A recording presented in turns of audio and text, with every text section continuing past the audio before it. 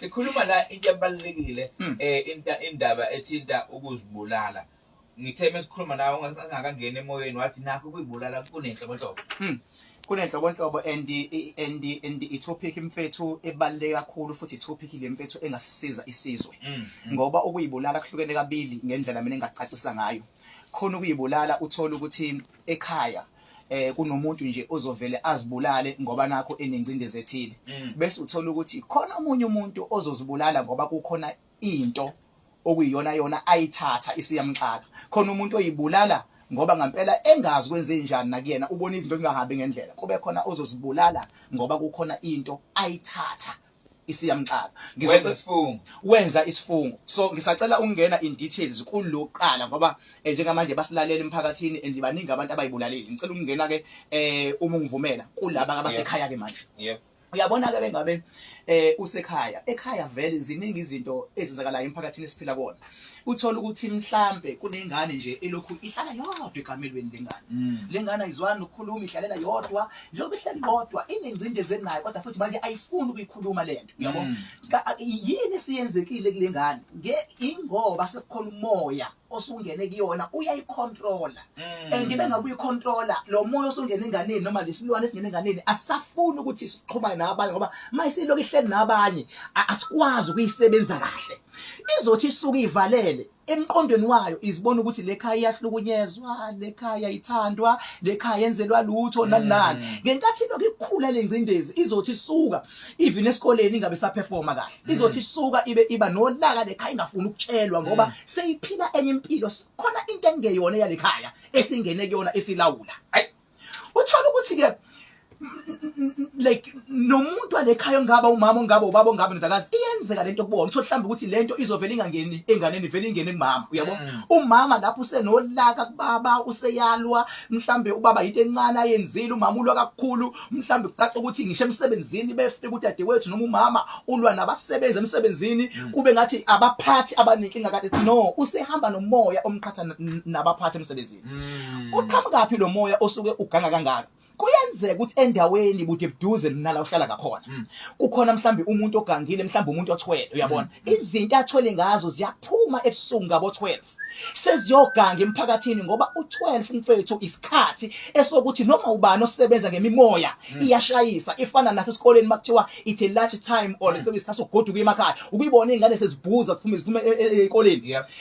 Nango 12 yonke imimoya isuke isikhululwa ukuthi ayihambe and mayikhululwa iya emzini yabantu. Mayifika khona emzini yabantu ifika ivula ompompi ihambe phezulu kwezindlu enye ifike njengamakati uzwa amakati ekhala impela kwebhala Waza ufuye kati lo. Awufuye kati mfethu kodwa sekukhona ikati elikhona and izothi isuka lemoya ibikhetha umuntu oyedwa lekhaya ezosebenza ngaye.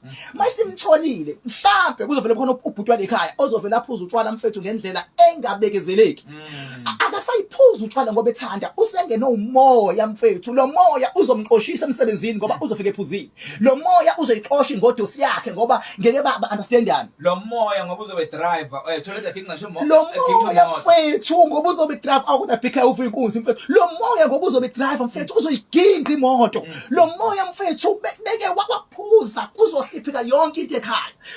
Kuye mfethu agcine ethi angithandwa mina ngifunwa mina. Uyabona ungaba umama ngaba ubhuti ngaba usisi. Uyabona kube sekufika isikhathi athi ngoba mina sengihlukumezekile emsebenzini bangixoshile ekhaya bangithandi ngiyathakathwa nje kungcono ngiyibulale. Mhlawumbe lo yibulalayo ngempela indodakazi iyalekhaya ithatha intambo mfethu ifake emqaleni igibele esihlalweni ibophele phezulu. Ngenkathi mfethu seyingenile intambo engisela ngoyiqaqa sayisikhahlelile isihlalo. Yila esebona khona into iphuma kuyena ilayerila ezakhona ukuthi sengihlupheke kangaka kade bengazenzi. Uyabonakala umoya ngoba usuke sewumthwebula usuphuma kuyena ngoba yena seqediwe ngaye.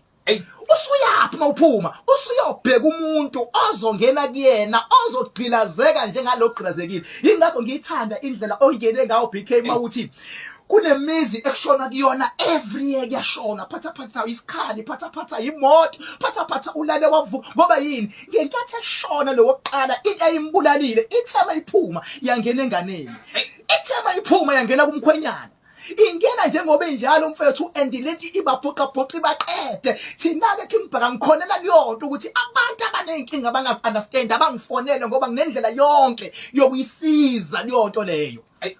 Wethu angazi ngicabanga ukuthi for kwanamhlanje asibambela ngoba sathukile kulezi zinto ezishoyo nendlela ezihlonisa ngayo nokuthi khona abashonayo ngenxa ukuthi bahamba boyilanda lento bathi bazohlala nayo manje basakwazi ukuhlala nayo basakwazi ukugcina imithetho yakhe iseyiphumela ngapha na abaculike mfethu nosimabhizinisi bagangile ngoba bavele bahambe baye kwamanye amazwe mfethu bathole izinto abangazi-understand and basayina ama-contracts mfethu nekuzana nemimoya ama-contracts ajulile ngenkathi mfethu sayina leyonto lento sekuthiwa ingqinamba sekumele manje yena ayinikeze into ayifunayo mhlawumbe into isifuna ingane yakho akasakwazi ukunikela ngengane yakhe entweni ayivuma ayithatha and manje ngoba akakwazi ukunikela ingane yakhe uyayithanda ingane yakhe sekuphoqa ukuthi akayibulale yena ngoba akakwazi ukunikela ngengane yakhe ushona ekuyingcindezi mfethu asithole imininingwane yakho ngiyazi abantu bazoqhubeka bekhulume nawe bebuze ezinye izinto ezijulile ngoba kuma nje kunabantu abathini indlela ayibulala ngayo asikholwa ungathi khonto yamkhapheze ukhaphazela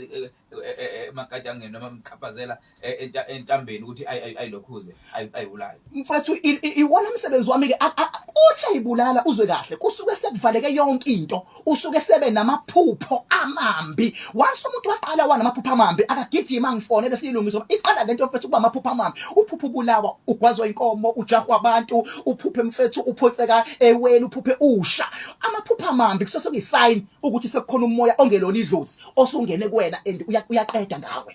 Alright, ithini inombolo 0798130260 kuFacebook uKing Bhaka Nzama kuyimanje ngi-live mangiqedela ngizoqhubeka ngibe live futhi kuFacebook King Bhaka Nzama kuFacebook bese kuzothi kuYouTube King Bhaka TV yila ungithola khona lapho ke nje.